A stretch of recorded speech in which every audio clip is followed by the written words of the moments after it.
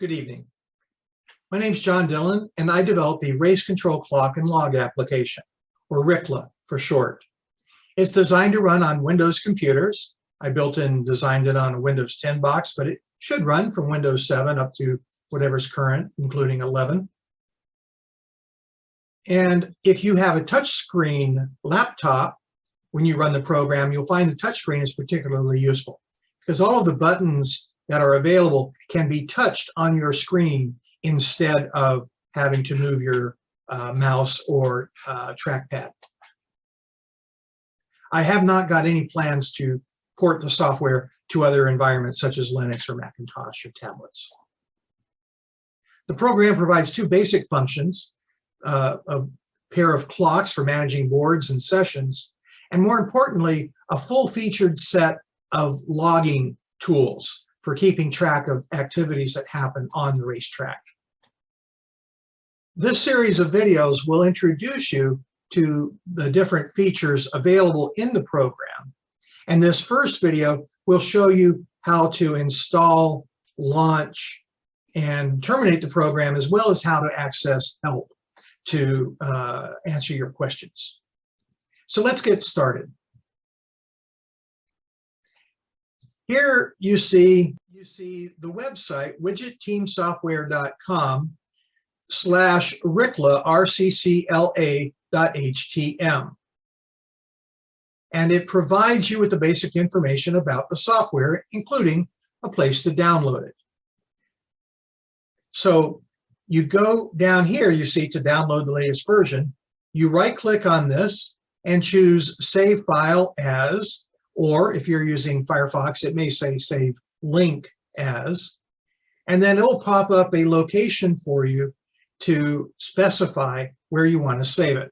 Now, by default, it's probably downloads. Every computer is different. But notice where it is.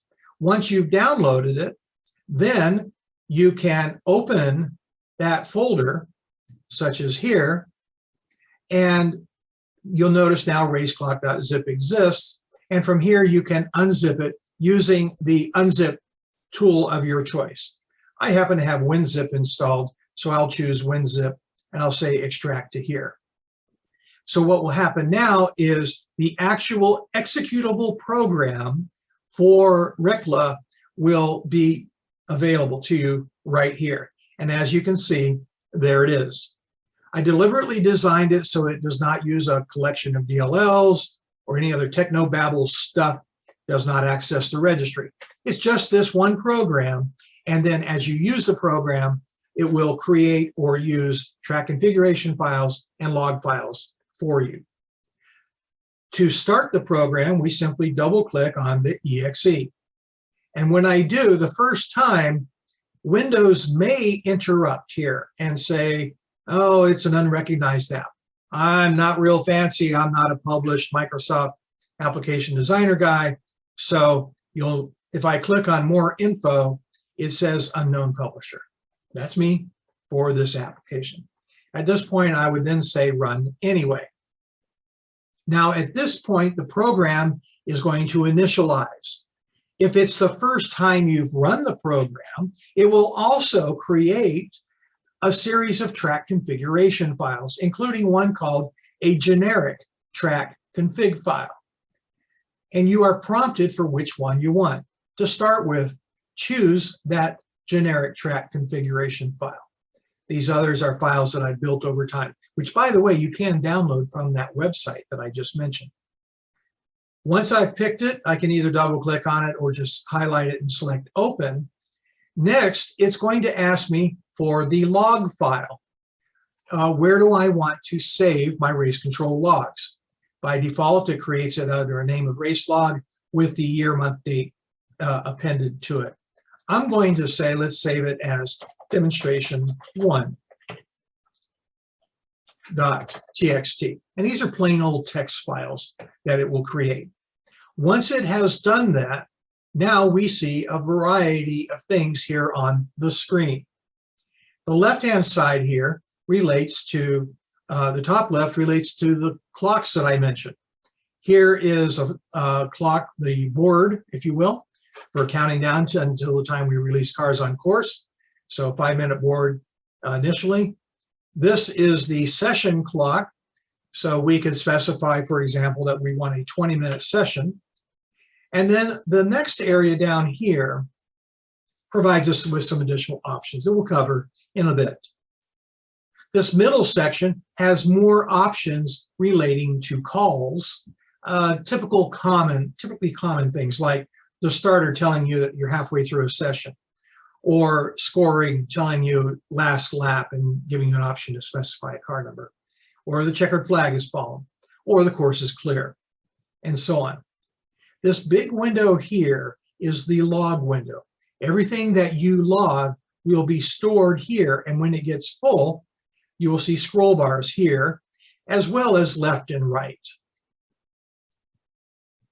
Initially, when you first start the program, it gives you some basic information like what version of RCCLA you're running, what was the settings file, what was in the settings file, and then initialization complete. This big window up here is time of day. Very useful, especially if someone's looking over your shoulder, maybe using your clock for their own handwritten logs as well. To access help, you go to the help menu. Now the short piece is the about, and that simply tells you the current version and a real quick summary of information. If you would like to know more about the history of the software and how it has changed over time, there is help version info, and it will tell you what's new in 403.1 versus 403, and so on down the line to the earlier versions. So, and you can copy all of this to a clipboard, put it in a text file if you wish. Close, and that's gone. The main help that you are likely to access is called using this app.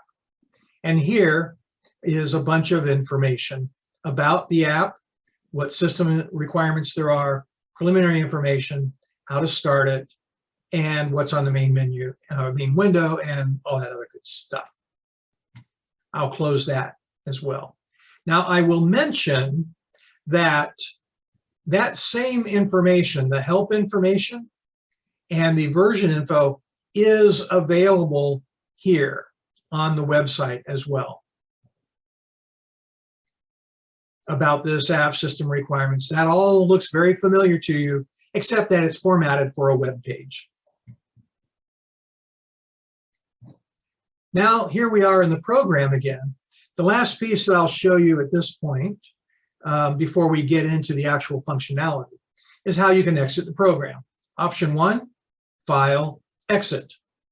Option 2, notice over here the shortcut key, Alt-X. And Option 3, the standard Windows X in the top right corner of the application, and you can click on that and that will terminate the program. If I do that, it will prompt you, are you sure you want to exit? And it will tell you where the log file will be saved. And it lives in Documents, RCCLA, Demonstration 1. Now here, I bumped that button by mistake. I don't really want to exit the program yet, so am I sure? No, I'm not. And the program will continue to run. I'll show you a couple of quick pieces here on the left-hand side, and then in the next video, I'll show you more details about working with the call log. To start with, we typically would start with a 5-minute board before the cars go on course. So here, I click on Start, and it's prompting me, you'll notice it says Enter Session Information. So this is going to be Group 1 Practice. Notice here in the log now, we see Group 1 Practice, and it has been offset with these extra marks here. So it really stands out. Makes it easy to find when we're scrolling through a list of calls. And it tells us when the board was started, at what time we expect the board to be completed. It is possible that the cars are already on the grid and they're eager to go. No reason to have them sitting on the grid when they came to go racing. So we may accelerate the board. We have the luxury of clicking on the 3-minute board. And now the clock resets to 3, which in this case was an acceleration. Could also have been delayed. But now it sets it to 3, and you'll notice that now the time is counting down from 3 minutes instead of from 5. And then we can do the same thing again. Click on 1 minute. And you'll also notice that the color of the background changes as we get closer to releasing cars. When the time comes, we choose this Release Cars button, and it will then start counting down from the time shown here, 20 minutes in this case. So I hit the Release Cars button, and now session started here in the log and cars on course. For special cases where you may release the cars and they have about a minute of transit time from the grid to the racetrack, you can uncheck this box here, cars on course when the car is released. Notice here the clock is counting down, and if I realized too late that I didn't mean 20 minutes, our practice sessions are only 15, I can change that to a 15.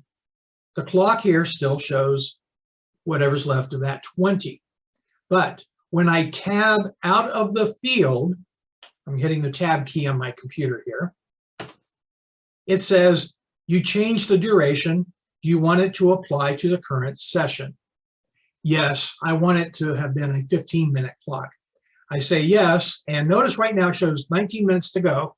I hit yes, and now it shows 14 minutes to go. So it compensates without resetting to the top of the duration. The session info button we've actually already seen in use. When you hit the start for a 5-minute board, it effectively triggers this button as well. But you do have the option of putting in additional session areas if you need to make something really stand out. The main buttons that you will use here are call, or if you're a little bit busier, call with a turn and timestamp only. And sometimes things are really busy and you just have a timestamp. So you may have a scratch piece of paper to record calls, but you want to get the time that it came in. Hit the timestamp button, and you'll notice in the log, it shows the time of day and simply the words timestamp. We'll see in the next video how we can edit that to show what actually happened at 6:28:48. Similarly, if I say call with turn time only, I will be prompted for the turn number, turn 7, and it will show turn 7, but again, I won't be entering any details. I can go back later. So it gives me a way to handle things when everything's really getting busy. The main call button that you'll use is this big one labeled call. And when you click on it, up pops a list of all the turn stations based on the track configuration file, which I'll show you in a future video. Let's say turn 14 called, and then it will prompt you for car numbers and colors. Additionally, it gives you 4 standard calls because most of our calls are either off and on or spun and continued. Car didn't keep its wheels on the pavement. That's off and on. We add options for off and on evasive or spun and continued evasive. For example, if one car spun and is blocking the track, a second car may go off and on evasive of the first car. And we're not going to penalize that second car for falling off the track if he's avoiding crashing into a competitor. So we have the evasive option here. To make an actual call, we simply select the car number, let's say 23 Brown, and then we choose one of these options, a simple off and on. And it immediately logs it here in the window. We'll do this again, call from turn 4, car 808 purple, spun and continued, and there that call is. You can see how easy it is. If I had a touch screen, I could just be touching these buttons very quickly. Car 5 blue. This time, instead of off and on or spun and continued, I may want to add some narrative text like smoking center rear. And now when I enter that, we've captured that information.